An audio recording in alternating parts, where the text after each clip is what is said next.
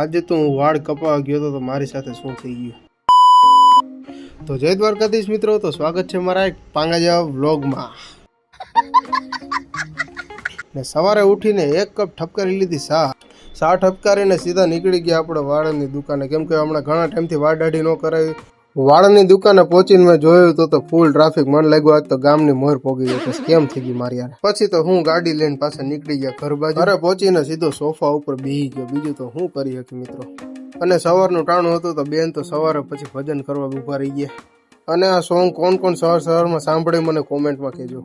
પછી તો સવારના મેં બોટલું જોયું તો ખાલી હતી. મેં કીધું હાલ ભરી. પછી એક એક બોટલ લઈને ભરવા જ માંડ્યો ઝડપથી. પછી તો શું બોટલું ભરીને પાછું ગોદડા ને બધું હતું રૂમમાં, પછી બધું હકેલીને હરખું કરી નાખ્યું. તો આપણે પછી ગાડી લઈને સીધા નીકળી ગયા વાળીની દુકાને, કેમ કે આપણો વારો આવી ગયો હતો. પછી તો શું વાડાટી કરીને સીધો નીકળી ગયો ઘર બાજુ. ઘરે પછી નાહી ધોઈને ફ્રેશ થઈને તમે જોઈ શકો છો હું કેવો ટકાટક થઈ ગયો. અને નાહી ધોઈને ફ્રેશ થઈને માતાજીને પગે લાગી લીધું, કારણ કે આજે પૂનમ હતી. પછી બપોરે જમીને સીધો પછી ફૂલ નીંદર હતી તો ભાઈ નીંદર એક કરી લીધી.